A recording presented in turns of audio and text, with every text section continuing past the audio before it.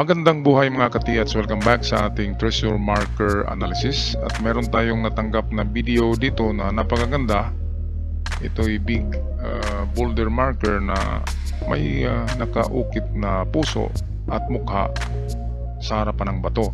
Bago natin to tatalakayin, of course, sa mga bago pa lamang sa channel, huwag kalimutan i-subscribe ito para palagi kayong updated kapag meron tayong mga bagong uploads. At sa aking followers, shoutout muna tayo. Okay, shoutout tayo kina Gilbert QB, Kawan Heart TV, Cirilo Jaum, shoutout din kay Remilito Katamura, Freddy Soriano, Kawan Heart, Hyacinth Fimia, Tating Naliman Salay, Long Platero, shoutout din kay Victor Aliaga, kay Pedrito Ray, user MT3, kay Ramon Temkang, shoutout kay Glenn Mario, Raul Trangia, Rogelio Cortez, user WP5, shoutout din kay Angelito Capistrano, Jonel Lacre, Dennis Mordino Wangbu, kay Oliver Albarazin, and lastly shoutout kay Alimango King, kay Jo Marie Abella Barbers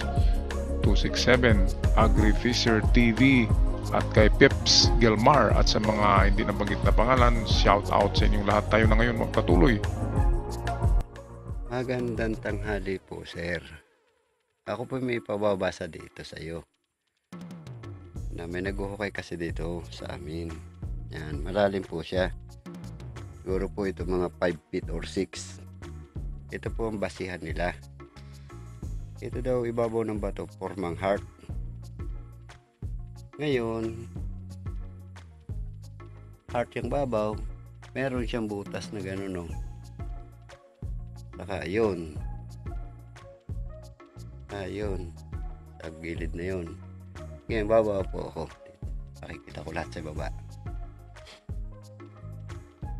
Ayan po ang sabi nila, heart. Puso, kaya lang po may lupa. Ito lupa. Yan po daw ay puso. Tapos ang hukay nila dito ay nasa 6 feet na.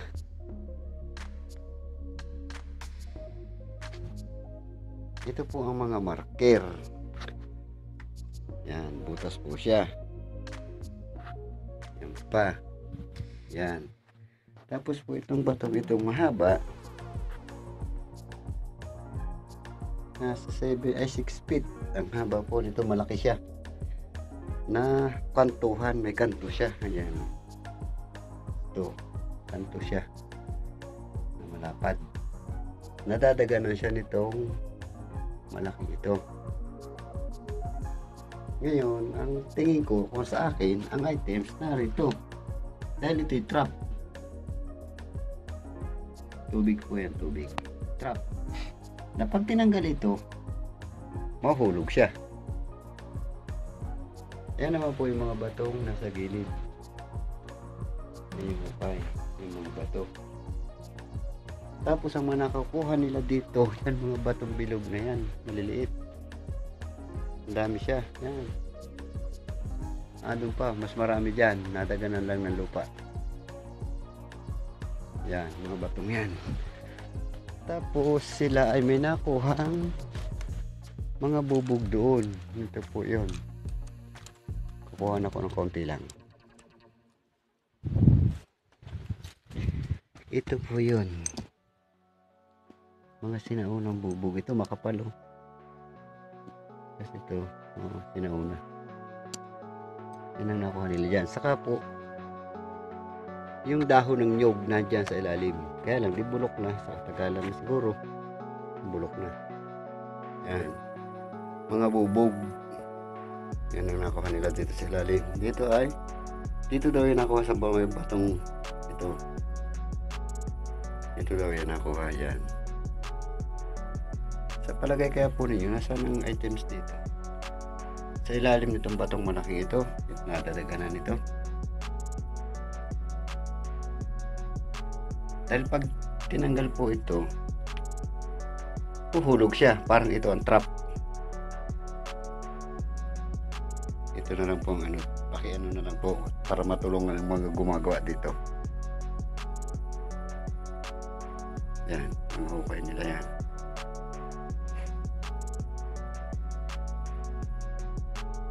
malaki ito pa to. 5 feet. Mga butas ng bato. Yan ang gitna na layer. Ito naman ang kababaan. Sayang nga lang, pinukpok nila ito. Ito yung butas talagang malalim. Okay mga katiyats, maganda at legit ang inyong marker dyan. At sa palagay ko ay merong 2 hanggang 3 nakabaon dyan na item. Okay? Unang picture ay itong rectangular rock ay pwedeng nagtuturo ito ng direksyon. Siya ay nakatingin dyan, naka-direct pababa, so ibig sabihin papunta rito ang direksyon.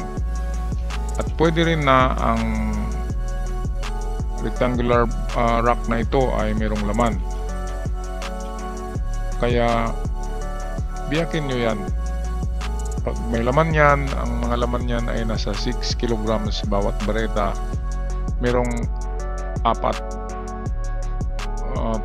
to 4 3 to 4 gold bars, 6 kilograms ang bigat ng bawat isa sa ganyang kalaki na rectangular rock na parang muhon. Okay, so ang inyong hukay ay dito banda, so tama naman yan kasi front nga siya ng muka, kaya lang ay nasa 2 meters pa kayo. Kulang pa yan, dagdagan nyo pa ng 2 meters para abot siya sa 4. At sa 4, kapag meron pa kayong makitang mga ganon na mga biyak-biyak na bubog, mga jars, plato, bote, kapag meron ganyan na mga bubog or durok na mga ganyan, so positive pa rin, so go down deeper dito sa inyong harapan. Ngunit kung wala, ay diyan na tayo pupunta sa ibang direksyon. Okay? Ang unang direksyon na puntahan natin, kasi ito'y mata. Ang isang mata niya ay malaki at mayroong ganyan. Ang bibig niya ay ayan at mayroon ding ganyan. So ibig sabihin yan, direksyon ay papunta rito. Okay, similar with rectangular block, nagsabi din siya na dito. Kaya west ang ating pangalawang punteriya. Ang layo ay given, sabi nyo itong 6 feet ito.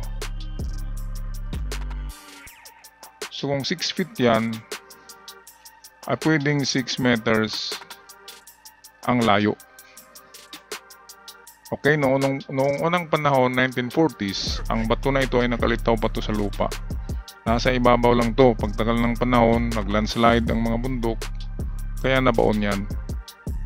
Kaya meron tayong dalawang distansya dito given sa mata at sa rectangular rock. Ito'y 5 meters ito, ang mata. Rectangular rock ay merong 6 feet, kaya 6 meters ang puntahan natin sa unahan. So 6 meters tayo dito. At dahil ang mata ay 5, so magkatabi lang yan na tisdig. So, at pwede rin gawin na isang hukay lang. So ang gawin nyo ay hukay ng paoblong. Yan, sa pinupuntirya nitong mata, itong papunta rito. Okay, so that is 6 and 5 meters na pinagsama papuntang west. Yan ang pangalawa after nyo hukayin yung front niya na meron kayong nakuhang mga bubog. Okay. Susunod nito, ito yung pangatlong tirada nyo. Kasi ang heart ay nakatalikod. Hindi nakaharap ang heart. Hindi siya nakaharap sa inyong inuhukay o sa inyong hukay. Ang heart kasi ay yan talaga ay pointer. Pwede rin na nagsasabi ang heart na treasure under, kaya tama din kayo na dyan kayo. At pwede rin ang heart na nagsasabi na treasure inside the rock, kaya pukpukin nyo ang bato na yan. ang buong palibot ng bato, baka mayroong butas at baka mayroong treasure enclosed in this big rock. Ngayon kung nagaganito ang itsura ng bato na yan, ayan, pwede kayong maghukay mismo dito sa likod ng bato.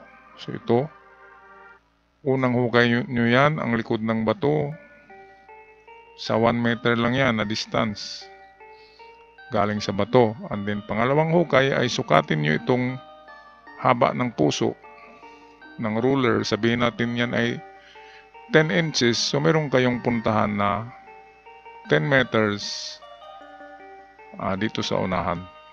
Ito yung pangalawang hukay nyo. Pangalawang test dig. Test dig 2 to 3 meters deep. Okay, so 1 meter sa likod, 10 meters sa unahan. Sundan lang ang direksyon ng puso. Okay, hindi kayo maliligaw kapag sundan ang kutob ng inyong mga puso, mga katiyets. Okay, so ito lang ang aking mai-share sa inyo na analysis tungkol sa inyong treasure site. Very positive. At sa tingin ko, mayroong 2 hanggang 3 deposito na ibinaon dyan. Kaya hingiin nyo sa ating poong may kapal na sana ibigay sa inyo. Maraming salamat sa inyong mga pagpadala, panonood at pagsubaybay sa ating channel. Ako'y magpaalam na. God bless you all mga katiyats.